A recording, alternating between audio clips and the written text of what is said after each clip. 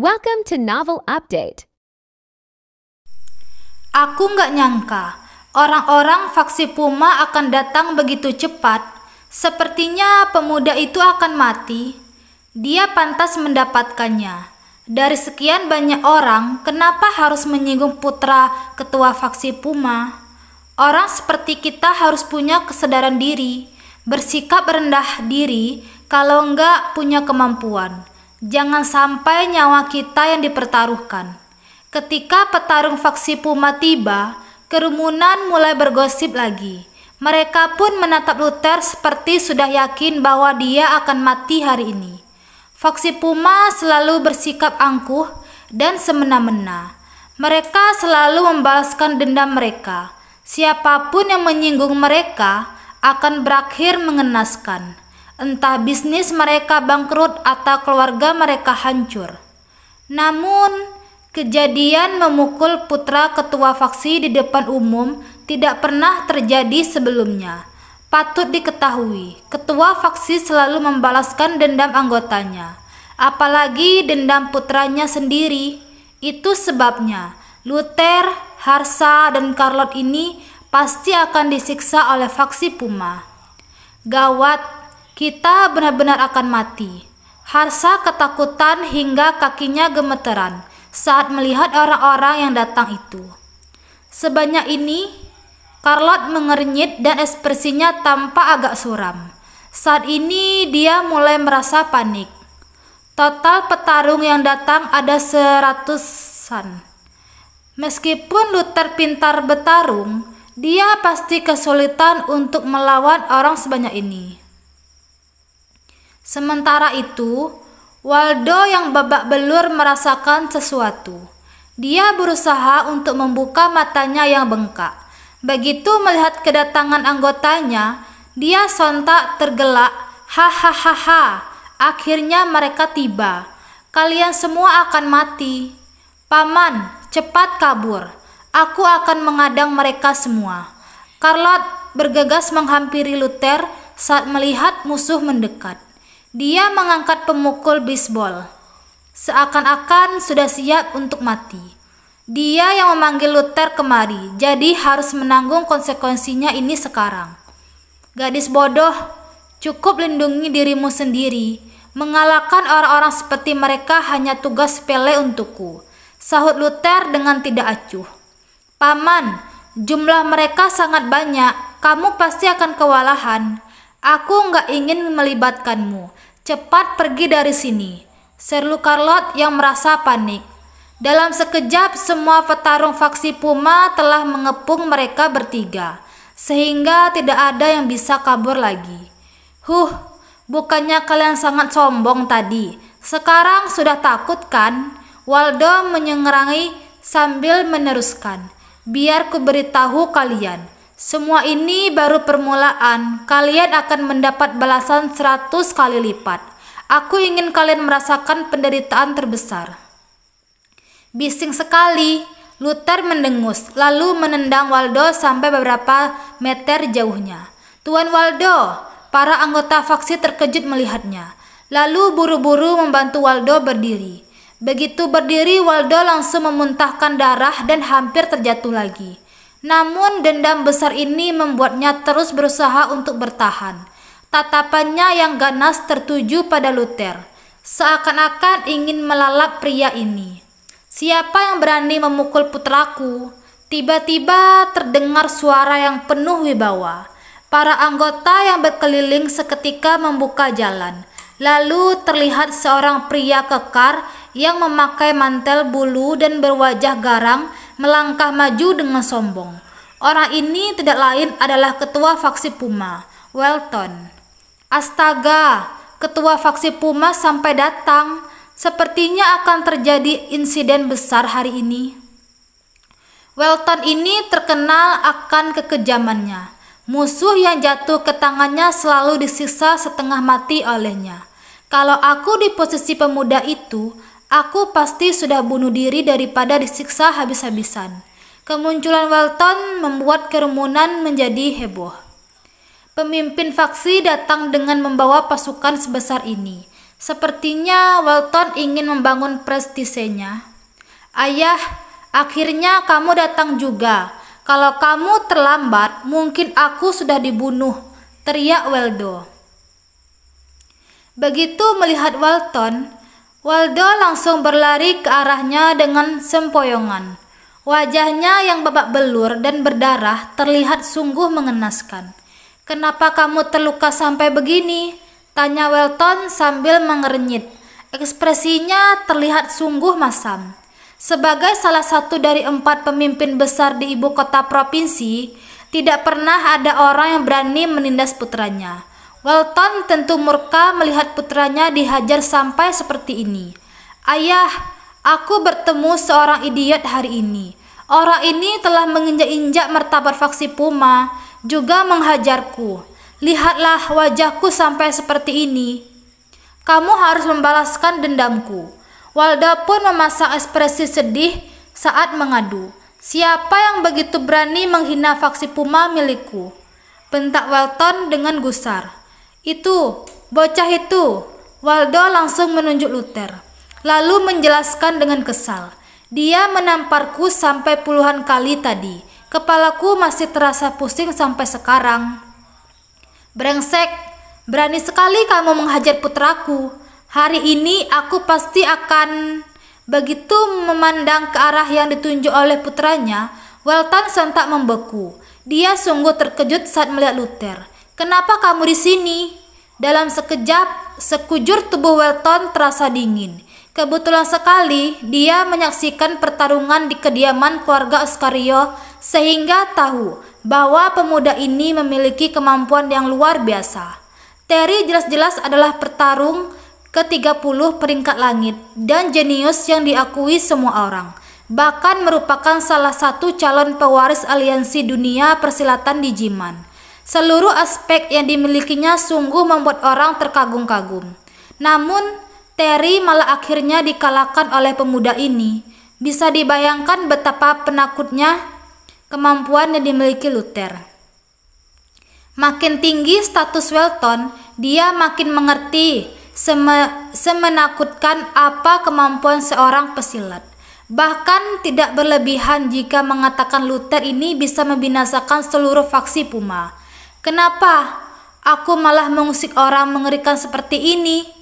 Walton menelan ludah, keringat dingin seketika bercucuran. Saat ini dia benar-benar ketakutan. "Dasar bajingan, ayahku sudah sampai, kamu pasti mati hari ini. Dewa sekalipun gak akan sanggup menyelamatkanmu." Waldo yang tidak tahu apa-apa masih terus berteriak. "Diam!" tegur Walton yang terkejut mendengar makian Waldo. Kemudian dia mulai memberi isyarat mata kepada putranya. Jika benar-benar menyinggung Luther, entah akhir tragis seperti apa yang akan mereka dapatkan. Hubert adalah contoh terbaik untuk masalah ini. "Ayah, ayo cepat lakukan sesuatu, biar bocah ini tahu apa itu makna penderitaan yang sesungguhnya," desak Waldo sambil menyeringai. Mendengar ini, Luther seketika mengernyit. Begitu melihatnya, Walton pun ketakutan hingga kakinya melemas dan hampir pipis di celana. "Ayah, kenapa diam saja? Cepat tangkap bocah itu supaya dia tahu kehebatanmu," desak Waldo lagi. "Diam, jangan ribut lagi." Walton akhirnya tidak tahan lagi, sehingga sontak menampar wajah putranya. Tenaganya yang begitu besar sampai membuat Waldo berputar beberapa kali sebelum jatuh dengan memalukan. Ayah, kenapa kamu memukulku?" tanya Waldo yang keheranan sambil memegang pipinya. Akan tetapi Walton tidak memedulikannya dan malah menghampiri Luther. Di bawah tatapan bingung begitu banyak orang, Walton tiba-tiba berlutut dengan keras di tanah. Saat berikutnya dia berseru, "Walton, ketua faksi Puma, memberi hormat kepada Tuan Luther."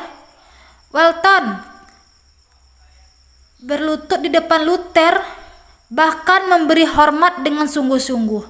Begitu melihat adegan ini, semua orang langsung terperangah, begitu juga dengan Waldo. Bahkan Luther sendiri tidak menduga hal seperti ini akan terjadi. Tidak ada seorang pun yang menduga bahwa ketua faksi Puma yang terkenal dan ditakuti orang-orang akan berlutut untuk Luther. Tingkah Welton ini membuatnya terlihat seperti pelayan yang bertemu majikan. Sungguh di luar nalar. Ini sungguhan, gumam Charlotte yang berbelalak dan menganga lebar. Apa yang terjadi? Kerumunan juga saling bertatapan dan benar-benar dikejutkan oleh keadaan. Aku sungguh salah lihat, kan? Ketua berlutut kepada bocah itu. Para anggota faksi tidak bisa percaya. Ketua mereka jelas-jelas berstatus tinggi. Bahkan tokoh penting dari 5 keluarga paling kaya juga harus menghormatinya. Lantas, mengapa ketua mereka malah ketakutan sampai tidak berani berdiri karena bocah ini? Enggak mungkin. Waldo menggeleng dengan kuat. Tidak bisa mempercayai fakta ini. Ayahnya adalah orang berstatus tinggi. Meskipun dihadapkan dengan pertarungan, dia tetap bisa menyikapi dengan tenang. Itu sebabnya Waldo benar-benar bingung dengan sikap ayahnya ini. Tuan Luther, maafkan kami. Kami sudah lancang tadi. Tolong jangan dipermasalahkan. Maafkan kami untuk kali ini saja. Mohon Welton dengan tulus sambil tersenyum meminta maaf. Apa aku mengenalmu? Tanya Luther tiba-tiba. Kamu tidak mengenalku, tapi aku telah melihat kehebatanmu. Kamu bertarung dengan sangat hebat di kediaman keluarga Oscario kemarin, sanjung Welton. Setelah pertarungan kemarin, reputasi Luther tersebar di seluruh ibu kota provinsi. Faksi Draco bahkan menjadi yang teratas dari 4 faksi terbesar dalam semalam. Oh, rupanya kamu juga menonton. Luther mengangguk karena sudah memahaminya. Sekarang dia sudah mengerti bahwa Welton berlutut karena takut pada kemampuannya. Ada bagusnya juga karena dia tidak perlu melakukan pembantaian lagi. Ayah, apa yang kamu lakukan? Kamu adalah ketua faksi Puma yang terkenal. Kenapa malah bersikap rendah diri seperti ini? Tanya Waldo yang buru-buru berlari menghampiri Stella bereaksi. Diam. Ekspresi Welton seketika berubah. Dia melayangkan tamparan kepada putranya lagi sembari memaki. Dasar kurang ajar, cepat minta maaf kepada Tuan Luther atau aku akan mengulitimu. Minta maaf kepadanya? Atas dasar apa? Sahut Waldo yang memegang pipinya dan merasa enggan. Atas dasar apa? Tentu saja karena Tuan Luther adalah ketua faksi Draco yang berhasil mengalahkan Terry. Apa semua ini sudah cukup? Bentak Welton. Hah? Dia ketua faksi Draco. Begitu mendengar bentakan ayahnya, Waldo pun tertegun. Keangkuhan yang sebelumnya seketika menghilang, digantikan dengan ketakutan. Meskipun tidak pernah bertemu Luther, Waldo pernah mendengar tentangnya. Kemarin saat pertarungan di kediaman keluarga Oscario, Luther berhasil mengejutkan semua orang dengan identitasnya sebagai ketua faksi Draco. Sesudah kemenangannya, Larry bahkan mengajaknya untuk mengobrol. Kemampuan dan bakat yang dimiliki Luther membuatnya ditakdirkan untuk dihormati orang-orang. Pantas saja ayahnya begitu takut pada Luther. Ternyata pemuda di hadapan mereka adalah jenius mengerikan yang hampir membinasakan keluarga Oscario. Dengan demikian, di hadapan semua orang, kaki Waldo seketika melemas hingga akhirnya dia berlutut kepada Luther. Dalam sekejap, kerumunan lagi-lagi dibuat heboh. Ketua faksi Puma barusan berlutut, lalu putranya juga berlutut sekarang. Apa yang terjadi sebenarnya? Apakah ini yang disebut dengan anak mengikuti jejak ayah? Meskipun tidak ada yang mengetahui jawabannya, mereka tahu bahwa faksi Puma telah mendapatkan masalah. Pemuda tampan ini pasti memiliki latar belakang yang tidak biasa. Tuan Luther, aku sudah salah. Aku nggak mengenalmu barusan. Tolong maafkan aku untuk kali ini. Waldo meminta maaf sambil menampar dirinya sendiri dengan kuat. Dalam sekejap, tamparannya pun sudah mencapai 30 kali. Kamu seharusnya meminta maaf kepada orang lain, bukan aku, ucap Luther dengan tidak acuh. Waldo awalnya termenggu mendengar ini, tetapi dia segera bereaksi. Dia merangkak ke arah Charlotte dan Harsa, lalu bersujud dengan kuat sembari memohon, maafkan aku, semua ini salahku. Aku akan mengganti semua kerugian kalian. Aku akan membayar kompensasi 10 kali lipat. Siapa yang menginginkan uangmu itu? Charlotte sontak berbalik karena tidak ingin mengubris Waldo. Tuan Waldo, apa yang kamu lakukan? Ayo, cepat berdiri. Harsa benar-benar terkejut melihat situasi ini. Dia segera mengulurkan tangan untuk memapah Waldo.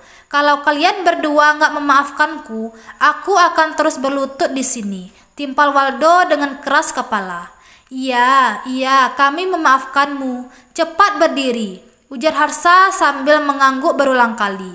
Dia tampak tersenyum lega. Kemudian Waldo segera menoleh menatap Luther. Ketika melihat Luther tidak memperlihatkan reaksi apapun, dia baru perlahan-lahan berdiri. Sementara itu, Welton yang melihat situasi membaik buru-buru menyanjung. Tuan Luther benar-benar berbaik hati besar. Ganti rugi dulu, ucap Luther dengan dingin. Baik, Welton tidak berani ragu-ragu. Dia pun menulis cek senilai 40 miliar lalu menyerahkannya kepada Harsa. Ini terlalu banyak. Harsa tidak berani menerimanya. Enggak banyak, ini memang pantas mendapatkan, seru Charlotte yang mengambil cek tersebut, lalu memasukkannya ke sakunya. Tuan Luther, kami sudah membayar kompensasi, ujar Welton dengan wajah dipenuhi senyuman. Kalau begitu waktunya membahas tentang masalah di antara kita. Dengar-dengar faksi Puma sangat berkuasa dan kuat di kota utara, tanya Luther. Enggak juga, kami masih belum ada apa-apanya jika dibandingkan dengan Tuan Luther, balas Welton sambil tersenyum rendah hati.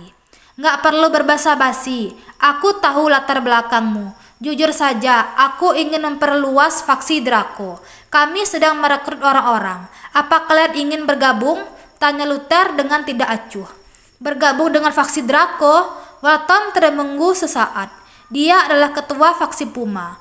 Bagaimana mungkin bergabung dengan faksi Draco? Kalau kamu bersedia, aku akan memberimu jabatan wakil ketua, seperti Ronald, jelas Luther. Kalau begitu bagaimana dengan faksi Puma milikku? Welton mulai merasa gelisah. Gampang saja, semuanya tinggal bergabung dengan faksi Draco, jawab Luther. Apa? Welton sontak terkejut mendengarnya. Dia tidak menduga Luther akan membuat permintaan sebesar ini. Pria ini ingin menguasai seluruh faksi Puma, benar-benar kejam. Kenapa? Nggak bersedia ya? Tanya Luther sambil melirik sekilas dengan sinis. Welton tidak tahu harus berkata apa. Lagi pula dia adalah seorang pemimpin yang memiliki kekuasaan. Dia tentu tidak bisa menerima jabatannya turun menjadi wakil ketua. Aku nggak akan memaksamu, ujar Luther. Welton pun merasa lega mendengarnya. Tetapi Luther tiba-tiba melanjutkan. Sebenarnya aku selalu meyakinkan orang dengan kemampuanku dan gak pernah memaksa. Itu sebabnya Hobart yang merupakan mantan ketua faksi Draco mundur dari posisinya. Apa kamu sanggup melakukannya? Tanya Luther sambil memperlihatkan senyuman ramah. Ketika melihat senyuman Luther itu, Welton langsung ketakutan hingga bercucuran keringat dingin. Orang lain mungkin tidak tahu tentang kematian Hobart, tetapi dia mengetahuinya dengan jelas. Demi merebut posisi Hobart, pemuda di depan inilah yang menjatuhkannya. Meyakinkan dengan kemampuan. Luther jelas-jelas sedang mengancam mereka. Apabila menolak, mungkin dirinya akan berakhir seperti Hobart. Sudah, kamu sudah boleh pergi. Kita bertemu di lain hari, ucap Luther sambil tersenyum misterius. Senyuman ini sungguh membuat Welton gelisah. Welton tidak berpikir bahwa nasibnya akan lebih baik daripada Hobart jika benar-benar menyinggung Luther. Belum tentu mereka masih hidup besok. Tuan Luther, suatu kehormatan bagi kami untuk bergabung dengan faksi Draco. Aku akan memimpin seluruh anggota faksi Puma untuk tunduk padamu, seru Welton dengan sungguh-sungguh. Sembari menengkupkan tangannya, tolong jangan memaksakan diri. Aku gak suka menindas orang dengan kekuasaanku, timpa Luther sambil menggeleng. Aku gak terpaksa. Sejak awal aku memang sudah mengagumi Tuan Luther. Hari ini aku membuat keputusan untuk tunduk pada Tuan Luther, ujar Welton dengan penuh semangat. Kamu yakin ingin bergabung dengan faksi Draco? Tanya Luther kembali. Ya, dengan bimbingan Tuan Luther, aku yakin faksi Draco akan berkembang pesat. Walton ini benar-benar pintar menyanjung. Baiklah, mulai sekarang kamu adalah wakil ketua faksi Draco. Seluruh anggota dan wilayahmu yang sebelumnya masih berada di wilayah yurisdiksimu, jelas Luther. Terima kasih banyak Tuan Luther. Wajah Walton tampak berseri-seri. Dia segera membungkuk dan memberi hormat. Yang paling ditakuti Walton adalah kekuasaannya dirampas. Namun dia masih memiliki kekuasaan dan wilayah yang sama sehingga tidak merugi apapun. Hanya nama mereka saja yang berubah. Sebelumnya Walton masih berwaspada pada Luther. Sekarang dia mulai mengagumi anak muda ini. Luther memiliki kemampuan, keberanian, metode cerdas, bahkan berpotensi. Mengikuti tokoh hebat seperti ini adalah hal bagus. Kamu pergi ke faksi Draco dulu untuk bertemu Ronald, perintah Luther sambil melambaikan tangan. Baik, Walton mengiyakan, lalu segera membawa orang-orangnya pergi. Luther menatap orang-orang itu pergi. Dia tentu tahu bahwa Walton enggan untuk tunduk, tetapi dia memiliki cara untuk meyakinkan mereka semua. Selain itu, target Luther bukan hanya faksi Puma, dia masih ingin menaklukkan dua faksi besar lainnya. Dengan kata lain, Luther ingin menggabungkan keempat faksi besar dan menata ulang semuanya. Ini karena keempat faksi besar bertarung sendirian, bahkan sering terjadi perkelahian. Di mata seseorang yang bijaksana, perpecahan ini seperti puzzle yang terpisah. Asalkan keempat faksi ini bergabung, mereka baru bisa menjadi kekuatan besar yang tak terbendung. Kekuatan ini bahkan melampaui 5 keluarga kaya. Jadi selama Luther berhasil menaklukkan keempat faksi ini, dia baru bisa menjadi penguasa di ibu kota provinsi. Tin tin, tiba-tiba terdengar suara klakson mobil. Luther menoleh, lalu melihat Bentley Silver pelan-pelan berhenti di pinggir jalan. Begitu pintu terbuka, terlihat wanita cantik dengan postur tubuh seksi menghampirinya dengan santai. Wanita ini tidak lain adalah Bianca. Hari ini Bianca memakai mantel berwarna merah, anggur, dan sweater berkerah tinggi berwarna hitam. Dia juga memakai sepatu bot Hermes sehingga penampilannya tampak sangat berwibawa sekaligus modis. Bianca, kenapa kamu kemari? Tanya Luther dengan antusias. Meskipun mereka berdua sudah sangat dekat, Luther terlalu takjub saat bertemu dengannya. Aku dengar Paman Harsa dalam masalah, jadi datang untuk melihat. Ternyata kamu selangkah lebih cepat dariku, jawab Bianca sambil tersenyum. Thanks for watching.